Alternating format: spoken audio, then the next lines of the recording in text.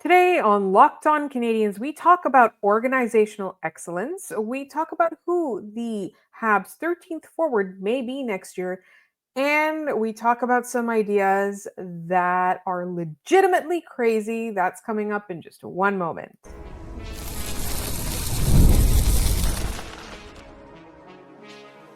You are Locked On Canadiens, your daily podcast on the Montreal Canadiens. Part of the Locked On Podcast Network, your team every day. Hi, everyone, and welcome to another episode of Locked On Canadiens. We want to thank you all for making us your first listen of the day. As you know, we are free and available wherever you get your podcasts, as well as on YouTube as part of the Locked On Podcast Network, where you get your team every day. And today's episode is brought to you by Game Time. Download the Game Time app, create an account, and use code LOCKEDONNHL for $20 off your first order. My name is Laura Saba, also known as the Active Stick. You might know my work from back in the day, Habs on the Eyes on the Prize.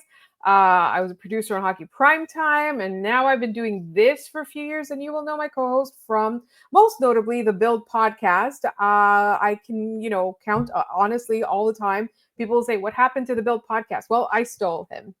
That's what happened. Ian, how are you doing today? Doing well. It hasn't really dawned on me that this show killed that podcast. It hasn't really landed. Don't say it's dead. Just it's on hiatus. It's on long-term hibernating. Yeah. It's hibernating until, the goal of that one was to do a show until the Canadiens won a Stanley Cup, and then that was it. So maybe we'll check back in on that project if and when that happens within the next few years. And speaking of that happening, we are going to talk a little bit about the Lions that won the Kelly Cup and what organizational excellence means, because people were talking about Laval as well, and the Canadiens seeking excellence at every level. Then we're going to talk about Michael Pezzetta's season. He did not have enough of a season to do a full season review, so we're going to talk about whether he comes back as the 13th forward or if there are any intriguing options for the Habs on that front. And then finally, we found some trade proposals that we wanted to go over. And then ask if everyone's okay. And that's happening a little bit later. And don't forget our daily trivia question. But first, let's start with Le Lions. And you can't discount what Laval did either. We will have Scott back on for a postmortem. He just promised us that he'll be back to do a Rocket season review. But looking at the Rocket, not just coming top of the league, finishing top of the league, or making it to the conference final, but then the Canadiens ECHL affiliate also winning a championship. People are pointing out this is organizational excellence at every level. I have some questions about that because I don't know how much the Habs influence the ECHL team. Truly, that's something that I'm not 100% sure about. But let's talk about organizational excellence, because we've seen some teams that do really, really well at the AHL level, and then when it comes time to translate that success to the NHL level, it does not work out. And one of those teams is down the 401. So, Ian, let's talk about this a little bit. Yeah, I think the concept of, organizational excellence when it comes to, I don't know how it would work for other franchises. I think for me, the thing that I think of is when, Ken Hughes took over and Jeff Gorton took over, and they put Marty St. Louis behind the bench. Right, that is a guy who greatness follows him, right? Like that's the kind of guy that he is. And then the following year in training camp, they bring in Vinny Lecavalier, and he's on the ice with the players. And Marie-Philippe Plain is there, and she's on the ice with the players in development camp. The concept of organizational excellence to me is that no matter what stage these players are at in their careers, they're surrounded by greatness the entire way. Not only as a buoy to them to help them understand what it takes to be a pro and what it takes to win in that market, but as a sort of reminder that that's all that's going to be tolerated at a certain point of your career. I think that, having those people around for those guys to look at and look up to matters. I think Marty is a perfect example of that, because there's not a guy in a locker room who Marty can't identify with. He's a guy who was undrafted. He was unclaimed in the Columbus, Minnesota expansion draft. So that was every team passed on him. He's been through waivers. He then landed in Tampa and became one of the greatest small players in the history of the National Hockey League, winning a Stanley Cup, getting to another final. He's got I believe he has a Hart Trophy. He's at least got an Art Ross in that shortened season, which led to him, in Tampa, Steve Yzerman not taking him for the Olympic team and very much upsetting him to the point where he wanted to leave.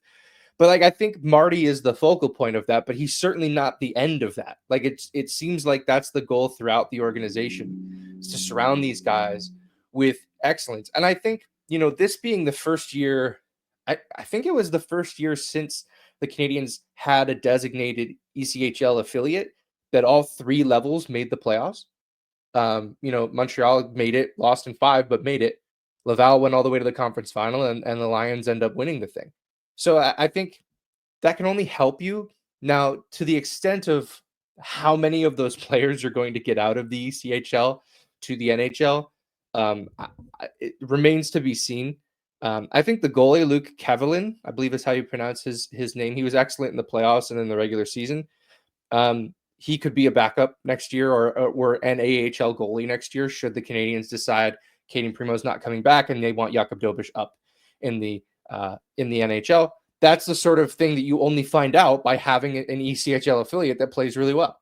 So, that's an example of one of those things filtering up further in the lineup or up in the depth chart, allowing the Canadiens to keep Dobeš in Montreal and to keep some AHL goalie behind Jacob Fowler. So that's the sort of thing that I'm looking at. So I do think that Montreal does have a bit of an advantage because they have those deep pockets, right? And I'm not saying that Marie-Philippe Poulin or Vinny Lecavalier or whatever, they're here doing it for the money. Like there's clearly another draw for them to be here, but that's something that Montreal offers that many teams cannot. And we have seen teams offer it, like in terms of, say, something like Toronto, right? Like Toronto's had a lot of this over the course of their, I don't know when I would say the rebuild started, but let's just say it's a couple of years before they got Austin Matthews, right? Toronto has had those pockets. They've had those options. They've had those people.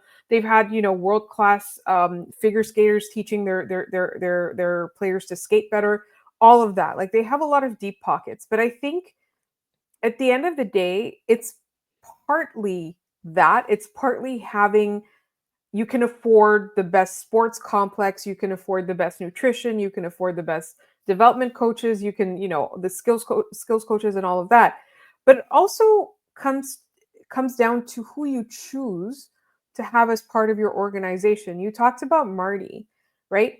But we can't discount players like Nick Suzuki, right? That's probably one of the reasons they wanted David Savard around. Like if you look at David Savard's on ice performance, and again, this was like really unfair to him when he was signed here.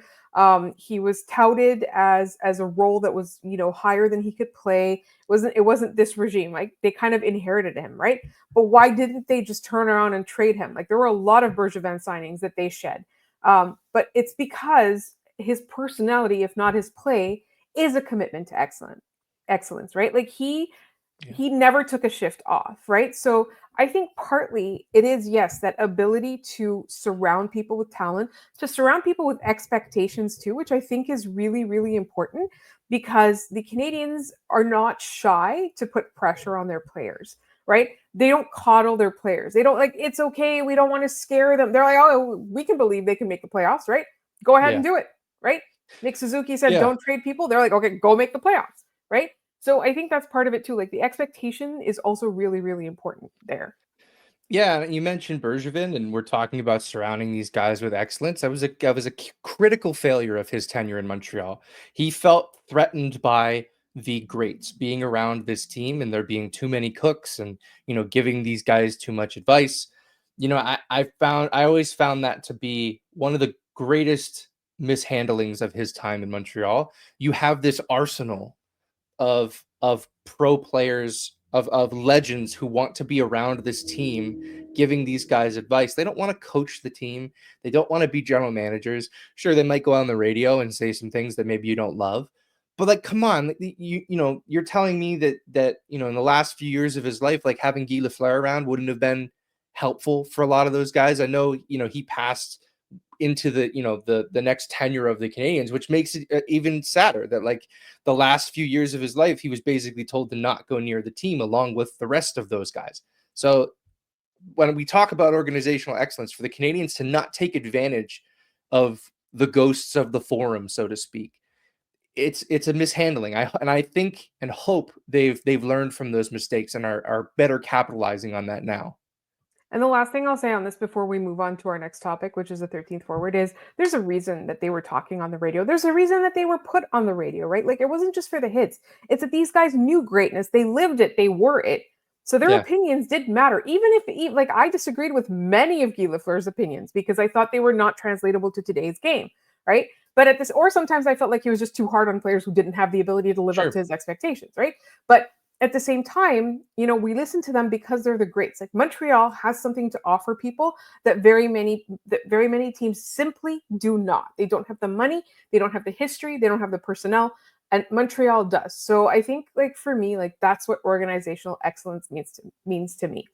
All right, we're going to talk a little bit about Michael Pezzetta's season. He didn't play enough to have a full season review, so we are going to talk about what his role might be next year if he's with the Canadiens and who he might be replaced by. That's coming up next. But first, this episode is brought to you by Indeed. You realized your business needed to hire someone yesterday. How can you find amazing candidates fast? Easy. Just use Indeed. When it comes to hiring, Indeed is all you need. Stop struggling to get your job post seen on other sites because Indeed's sponsored jobs put your post at the top of the page and help you reach the right candidates faster. And I've been there. I've needed to hire in the past, and it makes such a huge difference if you get the right person or not. Because it's time and money if you do not find the right fit for your team and the most competent candidate. And I've been in that spot where you need to hire yesterday. The pressure's on. Every day without the right person is a setback. That's exactly when Indeed sponsored jobs come in handy. They make sure your post is seen by the right candidates right now. And now you can speed up your hiring process with a $75 sponsored job credit. Just go to Indeed.com/lockedon right now and support our show by saying you heard about Indeed on this podcast. Terms and conditions apply. Hiring? Indeed is all you need.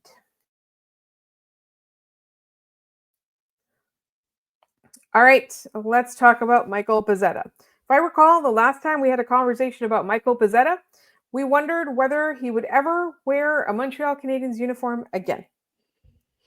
Yeah, and I think at this point the answer to that is known. It doesn't seem like that's particularly likely for a guy who was the Canadiens' 13th forward all year.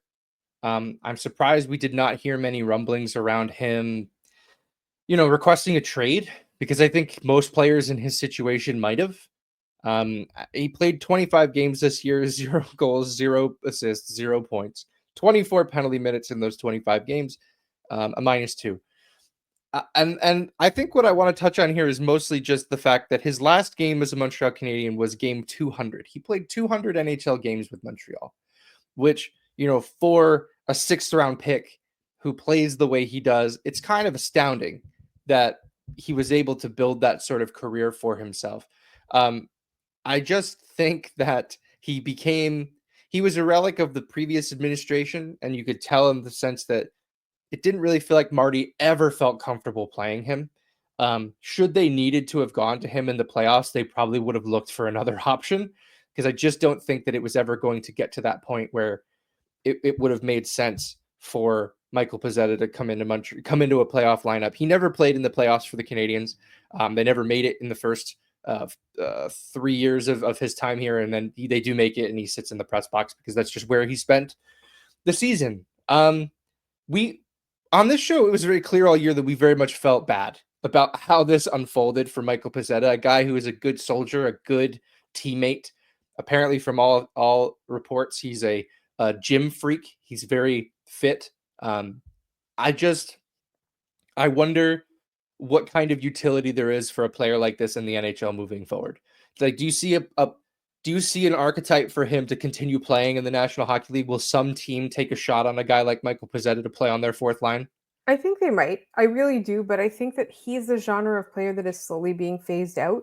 And I think the reason that he was kept around this team and he wasn't, traded or waived or et cetera, wasn't just, 13th forward or whatever. I think the guys genuinely liked him. I Yeah. think whatever energy he wasn't allowed to provide on the ice, he provided off the ice, right? There are a lot of stories about how when one of them was injured, he would be the first one to look out for him. They like, all those little videos the Habs made, like he was always in on the joke, So I feel like that was really the reason they kept him around. But as you said, Marty St. Louis didn't trust him to play. And on the days that he did dress, it was clear that Marty did not trust him very well, right? Yeah. And I think the question is there anyone the Canadians have right now that could become their 13th forward that would be satisfied with a role like that and not try to work hard for more? And if not, like what do they do going forward? Because it could be if they re-sign Michael Pezzetta, he's going back to the AHL. Yeah, they'd waive him, and He might maybe a get team claimed. would rather, pick him off waivers. I remember at the beginning of the season, we were talking about how I think Renaud Lavoie had mentioned that the Devils really liked Michael Pezzetta. And maybe if he had been put on waivers in the preseason, he maybe is a New Jersey Devil the rest of the way. And who knows what his career looks like at that point. They had a lot of injuries this year. Maybe he gets into that lineup in the playoffs against the Hurricanes and tries to, you know, make a big mess, which is sort of just how Michael Pezzetta likes to, when he's on the ice, that's what he's trying to do. Um, I The 13th forward conversation is interesting because it's essentially you're getting a player as an insurance policy and hoping you never need to play him. At least that's the way that Marty approached it this year. In the sense that they didn't want an Owen Beck or a Joshua Waugh or a Florian Jacki sitting in the press box not playing. They wanted them in Laval playing meaningful games on a team that was the best team in the American Hockey League. It made no sense for those guys to get called up to the Canadiens just to sit and watch the games. So that's sort of who you need in a 13th forward. But on top of that, Montreal's going to need a guy that Marty's going to want to actually play. And I don't know that it makes sense if that's Kapanen, because you're going to want Kapanen playing, right? It's never going to be a guy like Heineman. He's too valuable. If Armia sticks around, it ain't going to be him. He's going to be playing. I and the real fun part about this is it's not really worth it for me anyway to be going through Puckpedia and trying to figure out the perfect 13th forward for the Montreal Canadiens next year. You need a vibes guy. That's what that player is going to be. It'd be cool if it was a hometown vibes guy, replace the David Savard energy that you needed in the room. But this role is important in that it allows the Canadiens to continue their developmental goals, but it's not so important where we need that player to be an impact NHL player. They just need to get on the ice and be able to give Marty St. Louis 9 to 10 minutes on an off night and not stand out. When you do the right thing, no one's sure you've done anything at all. Like that's what that role needs to be for the Montreal Canadiens next year. I think that's the thing is that I just remembered that when Michael Pezzetta was the player where we talked about and we said that they were wasting his life. Yeah. The Canadians need a player whose life can be wasted. You're not wrong though. Like that's the sad thing about it. That's people say the goalie is the hardest job in sports, and it probably is, but like the most mentally exhausting one has to be that 13th forward who never plays, and because of the waiver rules can't go down to the AHL and play. You're too valuable to lose, but you're not valuable enough to play. It stinks. It stinks real bad. I don't like. It's what Caden Primo's big problem was until Montreal finally decided, all right, we got to waive him. Like we have to finally do this. And we heard Philadelphia's music, and then somebody turned it off. Yeah. maybe Pezzetta goes to Philadelphia. Maybe that's the place. Ooh, that's a fun flyer right there. I mean, he's got the hair matches the jersey. He's got the attitude too. Like he would make such a great flyer. Such a good flyer. Yeah. Can I read you the final line on Michael Pezzetta, the Montreal Canadien, his final stats as a Hab? Yes. 200 games played, 15 goals, 23 assists for 38 points, 241 penalty minutes for one Michael Pezzetta. That was his calling card. The best Michael Pezzetta moment, though, by far is his penalty, his shootout winner in Buffalo, where he then rides on his stick like Tiger Williams. I know a lot of people were mad at the time because it ruined the tank. It was real fun, and we're allowed to have some fun as a treat every now and then, especially in those terrible tank years. So, Michael Pezzetta, good luck wherever you are headed next. If it's Montreal, cool. But if not, we'll see you on the ice. Don't hurt our guys. Yes, exactly. Don't hurt our guys. But yes. All right. Up next, speaking of guys, there are some guys that are being traded. My co-host has found some trade proposals, and he's going to read them to me. I haven't heard them yet, and we're going to react on the show. That's coming up in just one moment. Don't go away. This episode is also brought to you by Game Time. There's nothing like playoff hockey. The energy, the rivalries, and the nonstop action. With the Stanley Cup playoffs now in the finals, there's never been a better time to see a game live, and Game Time makes getting in the building fast and affordable. Game Time gives you last-minute ticket deals, zone deals for deep discounts, panoramic seat views, and all-in pricing with no hidden fees. Plus, ticket prices often drop the closer you get to puck drop, so you can score big without overpaying. You can save huge with zone deals because they pick the best seats at the lowest prices. In last-minute deals, you can save up to 60% off buying last minutes for sports, concerts, comedy, theater, etc., etc. And you can see your seat before you buy, and you'll know what the view's like, so you have that confidence. And finally, they include their fees upfront. And they back every order with their ticket coverage guarantee, covering cancellations, job loss, and even offering 24-hour returns. And I have to say, wouldn't you love to be in the building right now for one of those Stanley Cup final games? Take the guesswork out of buying tickets with Game Time. Download the Game Time app, create an account, and use code LOCKEDONNHL for $20 off your first purchase. Terms apply. Again, create an account and redeem code LOCKEDONNHL for $20 off. Download the Game Time app today. Last minute tickets, lowest price guaranteed.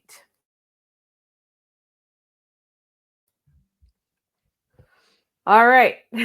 So my co-host has discovered some trade proposals on the internet that I have not seen yet, and we are going to live react to them as we go. This is our third segment, but also don't forget we have our trivia at the end of the segment. So we'll come back down to sanity at some point. Yeah, I think so. Puckpedia has a Puck GM tool, which is the armchair GM tool from the Cap Friendly days, which allows users to create their own trade proposals and signings and execute all of these deals. The problem is that most of them are absolutely insane. And that's where we come in. We're going to start talking about these. Now, you notice I don't have, if you're on the video, I don't have the rumor roundup hat on because these are not trade rumors. I want to make that perfectly clear. We are not spreading any rumors here. We are analyzing what fans have posted on the internet of their own volition. You know what hat we need for this segment? What's that? You know those ones with like the little propeller at the top, and they're like absolutely. We need a propeller hat. Just play circus music in the background the whole time. Yeah, that's sort of the idea here behind a lot of these. Let's start with one. The title of this one calls the Rangers a bad word, so I'm not going to read that part. However, there are two trades here. One I kind of discussed yesterday on our show. Montreal acquires Nicholas Hague from the Vegas Golden Knights, and the Vegas Golden Knights acquire Jaden Struble and the 2025 Penguins second-round draft pick. It's funny, I've mentioned something very similar to that. I didn't throw a pick in there, but that swap would make a lot of sense. So I'm kind of on board with that one. That one seems okay. The idea of Montreal throwing in a second there is kind of wild, but that is what it is. All right, here's the wild one. The New York Rangers acquire the brothers Xhekaj, both of them, Patrick Laine, Alex Newhook, Jakob Dobish, Logan Mailloux, the Flames 25 first, and the Canadiens 25 first, so pick 16 and 17. And the Montreal Canadiens acquire Will Cooley, Keandre Miller, and Vincent Trocheck. Both Cooley and Miller are RFAs. This example has signed Cooley to a 5-year deal worth $4 million per year, and Keandre Miller to a 5-year deal worth $6 million per year. What? What on earth happened there? Are there any players left on Montreal for Keandre Miller and It's Vinny pretty much Trocheck. just the boy Like, genius line and Ivan Demidov, and that's really and Hudson and Gooley, and that's it. The rest of the who team's needs gone. anything else? Who needs a backup goalie? Yeah, Like, we finally got the backup goalie thing figured out, but just get rid of him. It's yeah, fine. yeah. I think that this Who needs their is picks? no trade both of them. And then look, like Cooley and Miller are great players, and Trocheck fits that second line center need that the Canadiens have. Isn't he What like is going 38? back? What's that? Isn't he like 38? Yeah, it's short term until we're just keeping the spot warm for Michael Hage. Like that's all we're Didn't we doing with that. trade Hay? No, that was a No, different. Hage stayed. In fact, in this example, I believe, yes, they signed Michael Hage to their entry level deal. So Hage would be stepping in and playing next Okay. year. They have the full lineup listed below, where the boy genius line remains untouched. Will Cooley, Vincent Trocheck, and Ivan Demidov on the second line. Honestly, kind of love it. Not bad. That's pretty good. Anderson, Evans, Doc as your third line. Heineman, Hage, Gallagher as the fourth line. Your defense: Gooley, Carrier, Miller, Hudson, Matheson, Reinbacher, Haig as the extra defenseman on the left side, which I find kind of funny. They signed Making $3 in this million. example, they signed Haig to a 5-year deal worth $4 million a year. So I don't know why you're benching that player, but to each their own, I suppose. So that one is nuts. Like none of that's It's ever wild. happening. Maybe the It's Vegas wild. trade happens, but the Yeah. rest of it doesn't really make a lot of sense. No. This one is titled "I Have the Script," and there's 4 deals here. Is it a script to a movie? They have the script to the off season. Like the script, they have it. They have it in their possession. They know what's happening, and they've been so kind as to share it on Puckpedia's Puck GM tool. Let's keep with Vegas. So in this example, Jaden Struble, Logan Mailloux, the Rangers 25 second round pick, which they acquire in a similar deal. I should start with that one. Actually, I need like string to connect all of these, like it's a conspiracy theory. Let's start with that Rangers deal. The Rangers acquire Mike Matheson, and the Montreal Canadiens acquire Brett Berard and a 2025 second round pick. I don't know much about Brett Berard. I feel like the Canadiens wouldn't be super excited to make a trade that looks like that, though. Like, that's a young player. That's a prospect-ish kind of player. That doesn't really solve a lot of the Canadiens' problems. Mm-mm. The Canadiens then take that pick as part of that deal. And I'm trying to make sure that we didn't lose any other picks in there. No, okay. So the Vegas Golden Knights acquire Jaden Struble, Logan Mailloux, that Rangers 25 second, the 2026 second Montreal got from Columbus in the Patrick Laine deal, and a 2025 third from Vancouver. I'm trying to remember off the top of my head where that came from, but it's immaterial. And the Montreal Canadiens acquire Nick Hague again and William Karlsson, who is his name has jumped into rumors as the Knights are trying to clear some salary. Again, thoughts on this one? Like, it seems like a lot going out the door for, just 2 players coming back. Yeah, absolutely. And here's the thing with William Karlsson, like Marc-Antoine Gaudin came back from the combine and said the buzz is that Vegas isn't super enthusiastic about trading Karlsson, right? He's probably not their top choice to be put on the block. So it's a valuable player. I don't see why they would move him. There's a couple more deals here. Montreal gets Trevor Van Riemsdyk from Washington for a 5th round pick in this year's draft. Hooray. Like, I don't know. That doesn't do much for me. And then this one. Yeah, no, that doesn't do much. And then this one, the Islanders acquire Kirby Dach, Joshua Waugh, a 2026 second and a 2025 third from the Devils in exchange for Anders Lee, their captain. That doesn't sound very realistic, although I think it's funny to mention that the Islanders were like, no, we're not rebuilding at all. And then if this were to happen, they're trading their captain and one of their best forwards for magic beans from the Canadiens, essentially. So I don't love that one. The last one we'll talk about here, the entry on Puckpedia is just called realistic. And I think it's funny it says that because it is anything but. This is another Vegas Golden Knights Karlsson Hague trade. Montreal sends Mailloux, Sean Farrell, a 2025 fourth and a 2025 first. So the Canadiens won this year for Karlsson and Hague. That's not terrible value for Montreal to be sending their way, but I just don't know that I love that package at all. I'm still not sold on this Nick Hague guy after doing a day more of research. I'm just like, I don't really understand this. It's also just like, why would Vegas do that? The picks are nice, right? But why would Vegas do that? that is the other half of all of these trade discussions that never gets mentioned by people who put them out. Like, well, just do all of this stuff. Well, why would that team do it? Speaking of why would that team do it, there's this one. The Montreal Canadiens and Calgary Flames complete a trade that sends Mike Matheson, Jaden Struble, the 2026 Canadiens first, so next year's first, and a 2025 third from the Devils in exchange for Rasmus Anderson and Martin Pospisil. I don't know why either team does any of those things. That to me just screams what is going on. And that's why I think I love this Puckpedia GM tool, because it's just a bunch of guys out there trying stuff. I do think it is funny that yesterday we mentioned that maybe Struble for Hague makes a lot of sense. And I think every trade that sent Hague to Montreal in these examples sent Struble back to Vegas. I think that's sort of where we've landed as the Canadiens. If they're trying to make a deal, it's probably centered around those two guys. It's very, very funny that we're all like, here, we'll be nice and give you one back. Yeah, exactly.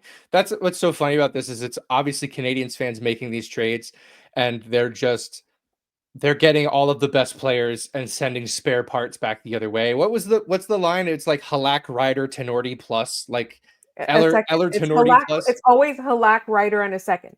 Halak, Ryder in a second. Yeah, that's what all of these read like to me.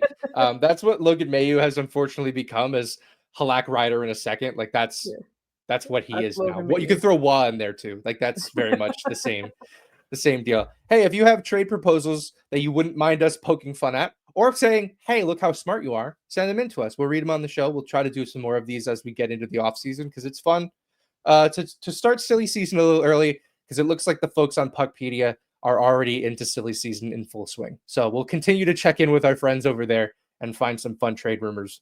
No, not trade rumors, some fun trade proposals. I have to check myself there. None of this is real. We have to distinguish what a trade rumor is versus a trade proposal is. We have integrity, Laura. The hat has integrity. We can't just be out here, throwing it around. So we can't be busting out the cowboy hat for no reason. No, we have standards here on Locked On Canadiens. We do. Speaking of standards, on my way home today, my commute goes by the Bell Center, and I walked by what I later realized was Jeff Molson, France Marguerite Belanger, and whoever the VP of their ticket sales are. He's in the rebuild. He gets quoted a lot, and some other people in suits. And as I walked by them, before realizing it was them, I was sneezing up a storm, like really loud, really obnoxious allergy season sneezes. So that's my day. That's my brush with the Canadiens for the day. All right. Is it time for our trivia, Ian? It is. Let's recap our question from yesterday and give out a new one today. Yesterday's question: on April 7th, 2012, this enforcer scored the last goal of the year for the Montreal Canadiens. It was his only goal as Montreal Canadian, and it was on an empty net to beat the Toronto Maple Leafs in the season finale. Who scored this goal, Laura? It was Brad Staubitz. Brad Staubitz is correct. I remembered that this happened, and I could not place the player into that, and it was driving me nuts, and I was hoping it would drive other people nuts.